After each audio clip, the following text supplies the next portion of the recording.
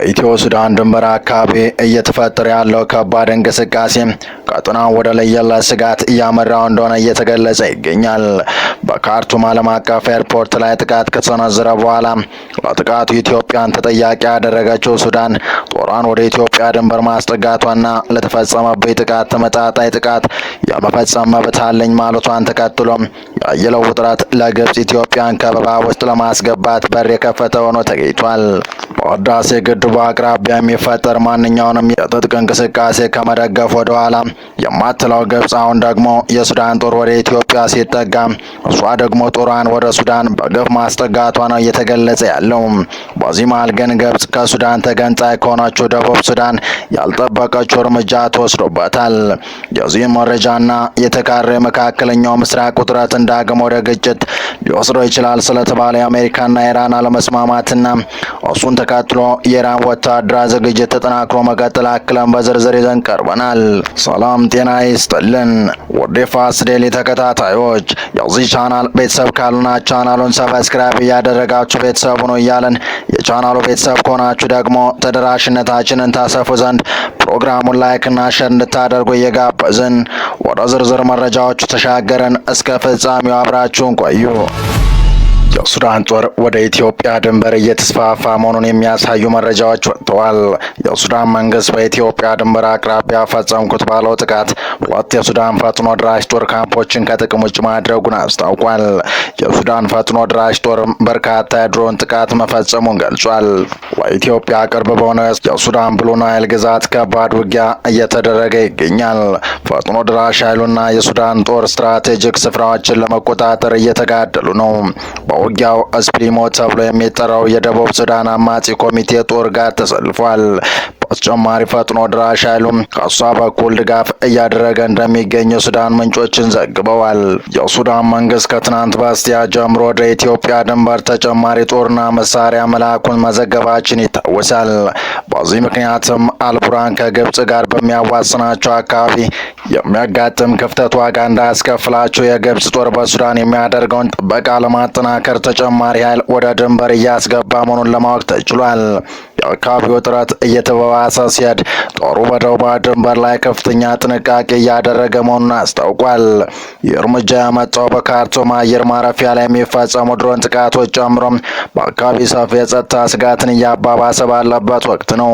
በዚህም ግብጽ በርካታ ቁጥር ያለው ጦርና በቁጥር ያልታወቁ ጀቶች ወደ ሱዳን አዝልቃ እያስገባች እንደሆነ የተገለጸ ሲሆን ይህም ኢትዮጵያ በሶስት ግንባር ማለትም በኤርትራ በሱዳንና ግብጽ በቀጥታም ሆነ በተዘዋዋሪ ለዚህ ሀገራትና ለኢትዮጵያ ታጣቂዎች በተለይ ለህወሓት በምታደርገው ድጋፍ ከበባ ውስጥ እንዳትወድቅ የሚሉ ተንታኞች እየተበረከቱ ነው። እነዚሁ ተንታኞች ሱዳንና ኢትዮጵያ በቅርቡ የገቡበት መካሰስ ለግብጽ ሰርግና ምላሽ ነው እያሉ ሲሆን እንደ ማሳያም በቅርቡ ከግብጽ የተላኩ መሳሪያዎች መቀሌ ተራክፈዋል መባላቸውን አንስተዋል። በቅርቡ የሱዳን ጦር የኢትዮጵያን ድንበር ጥሶ ገብቷል የሚሉ መረጃዎች በስፋት ሲሰራጩ ነበረ ሲሆን የዚህ ዋነኛ ምክንያትም ለህወሓት የሚደርሱ በርካታ የጦር መሳሪያዎች የጫኑ በርካታ የሱዳን ጦር አውሮፕላኖች በሌሊት ወደ ትግራይ እየተመላለሱ መሆኑ ሲናገር ነበር። በረራዎቹ ከመሳሪያ ድጋፍ ጋር የተገናኙ እንደሆኑ የተጠቆመ ሲሆን መነሻቸውን ከሱዳን ያደረጉ ወታደራዊ አውሮፕላኖች በተደጋጋሚ ትግራይ ክልል እያረፉ መሆኑን የሚገልጹ በርካታ መረጃዎች ወጥተዋል። በሰሜኑ ጦርነት ወቅት ወታደራዊ ቁሳቁስ የጫኑ ወታደራዊ ቁሳቁሶች ሽሬ ላይ በተደጋጋሚ ሲያርፉ እንደነበር ጠቅላይ ሚኒስትር አብይ በፓርላማ ቀርበው መናገራቸው ይታወሳል። የሰሞኑ አውሮፕላኖች የትግራይ እንቅስቃሴ ከዚህ ጋር የሚገናኝ ሳይሆን እንዳልቀረ የተገመተ ሲሆን የጦር መሳሪያዎቹ መነሻ ግን ከወደ ካይሮ እንደሆነ ነው መረጃዎች ሲያመለክቱ የነበሩት። ተንታኞቹም ይህን በመያዝ ነው ግብጽ ኢትዮጵያን የመክበብ ሴራ አጠናክራ ቀጥላለች ሲሉ እየገለጹ የሚገኙት። ታዲያ የሱዳን ወደ ኢትዮጵያ ድንበር ተጠግቶ ጥቃት መክፈት ያስደስታት ግብጽ የአልቡራንን ጦር ከበፊቱ ከፍ ባለ ደረጃ እያስታጠቀች እንደሆነም እየተነገረ ሲሆን ይህም ከሰሞኑ አሜሪካ በሱዳን ጦርነት የምትሳተፍ ሀገራት ከድርጊታችሁ ታቀቡ በማለት ካቀረበቻቸው ጥሪ የሚቃረን በመሆኑ ቀጠናውን ወደ ሌላ አስከፊ ደረጃ እንዳሸጋገረውም አስግቷል። በዚህ መሃል ኢትዮጵያ ላይ ከበባ እያደረገች የምትገኘው ግብጽ ከወደ ደቡብ ሱዳን ያላሰበችው ጠንካራ እርምጃ እንደተወሰደባት ነው ለማወቅ የተቻለው። የደቡብ ሱዳን መንግስት በላይኛው አባይ ፓካክ በተባለውና ከኢትዮጵያ ድንበር ጋር በጣም ቅርብ በሆነው አካባቢ የሚገናኘው የግብጽ ጦር ሰፈር በአስቸኳይ እንዲዘጋ ማዘዙን የወጡ ዘገባዎች አመላክተዋል። የጁባ ባለስልጣናት ባስተላለፉት በዚህ አስቸኳይ ትዕዛዝ በአካባቢ የሚገኘው ማንኛውም አይነት የግብጽ ወታደራዊ እንቅስቃሴ ሙሉ በሙሉ እንዲቆም ወስነዋል። የውሳኔ እርምጃ የተወሰደው የደቡብ ሱዳን ፕሬዝዳንት ሳልቫኪር በቅርቡ በአዲስ አበባ ካደረጉት ይፋ የዲፕሎማሲያ ጉብኝት ማግስት መሆኑም ውሳኔው ከኢትዮጵያ ጋር ካለው ግንኙነት ጋር በቀጥታ የተያዘ ሊሆን እንደሚችል ግምቶችን አስነስቷል። የዚህ ጦር ሰፈር መዘጋት በምስራቅ አፍሪካ የደህንነትና ስትራቴጂካዊ ሁኔታ ላይ ትልቅ ለውጥ የሚያመጣ ክስተት ተደርጎ ተወስዷል። በተለይም በታላቁ የኢትዮጵያ ህዳሴ ግድብ ዙሪያ በካይሮና በአዲስ አበባ መካከል ያለው ውጥረት ባለመላላቱ ግብጽ በኢትዮጵያ አዋሳኝ ድንበር ላይ የነበራትን ቀጥተኛ ወታደራዊ መገኘት ማጣቷ ለኢትዮጵያ ትልቅ ዲፕሎማሲያዊ ድል ተደርጎ ሊቆጠር ይችላል። ምንም እንኳ የደቡብ ሱዳን የውጭ ጉዳይ ሚኒስትር ቀደም ሲል በሀገሪቱ ውስጥ የግብጽ ጦር ሰፈር መኖር መሰረት የሌለው ወሬ በማለት ሲያስተባበል ቢቆይም አሁን የተሰማው የክሎዘር ትዕዛዝ ግን በፓሎሎክ የነዳጅ መስኮችና በሌሎች 3 አካባቢዎች የግብጽ ወታደራዊ አባላት መኖራቸውን ሲገልጹ ለቆየ የምርመራ ዘገባዎች ማረጋገጫ ሆኗል። ይህ ክስተት በቀጠና ያለው ፖለቲካዊ ትኩሳት በጨመረበት ወቅት የመጣ ነው። በቅርቡ ሱዳን ኢትዮጵያ ድሮን ጥቃት ፈጽማብኛለች በሚል አምባሳደሯን ከአዲስ አበባ መጥራቷ ይታወሳል።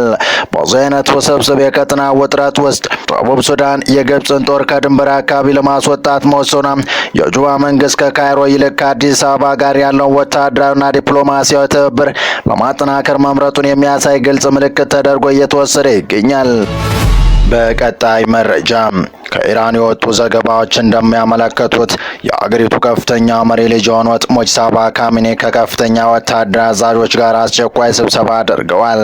በዚህ ስብሰባ ላይ የኢራን ወታደራዊ አመራሮች ለማንኛውም አይነት ሊያጋጥም ለሚችል ወታደራዊ ግጭት ከፍተኛ ዝግጅት እያደረጉና ስልታዊ የሆኑ የጦር መሳሪያዎች ስትራቴጂክ ዋፐን ሲስተም ለጥቃት የተዘጋጁ እንዲሆኑ ጥብቅ ትዕዛዝ ተላልፏል። የከፍተኛ ወታደራዊ ስብሰባ የተካሄደው በመካከለኛው ምስራቅ ያለው ውጥረት እጅግ በጨመረበትና በተለያዩ አካባቢዎች ወታደራዊ እንቅስቃሴዎች በሰፉበት ወቅት ነው።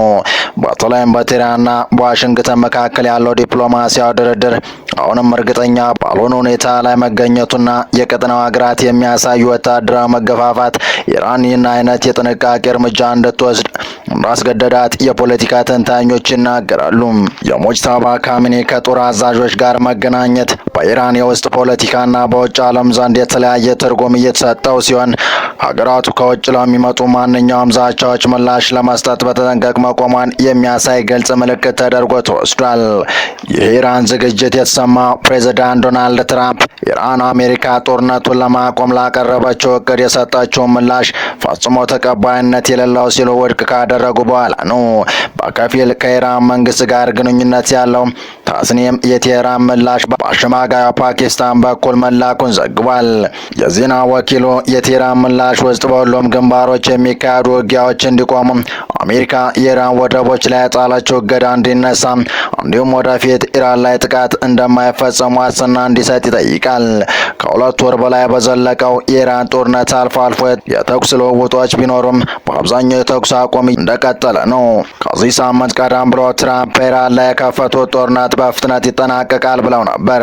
ነገር ግን የእስራኤሉ ጠቅላይ ሚኒስትር ቤንያሚን ኔታንያሁ ጦርነቱ ተጠናቋል ከማለታቸው በፊት ኢራን ያከማቻቸው የበለጸጉ ዩራኒየም መውጣት አለበት ሲሉ ጠይቀዋል።